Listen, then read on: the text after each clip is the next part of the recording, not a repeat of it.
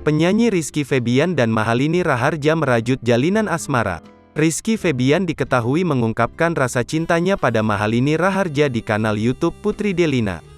Rizky Febian terlihat mengajak Mahalini Raharja makan malam di salah satu restoran. Di tengah makan malam, Rizky Febian bernyanyi hingga membawa seikat bunga untuk Mahalini Raharja. Penyanyi yang kini berusia 23 tahun itu kemudian menyatakan cintanya pada Mahalini Raharja yang tersipu malu. Hari ini, tanggal 7 Februari tahun 2022, aku ingin mendeklarasikan bahwa aku mau izin sama kamu dan serius, kata Rizky Febian dikutip wartakotalive.com, Selasa, tanggal 8 Februari tahun 2022. Di depan ayah sama bunda kita sepakat punya tujuan dan pemikiran yang sama. Kocak dan lawakan kita bisa menemani ke depannya, lanjutnya. Kita nggak pernah tahu ke depannya seperti apa.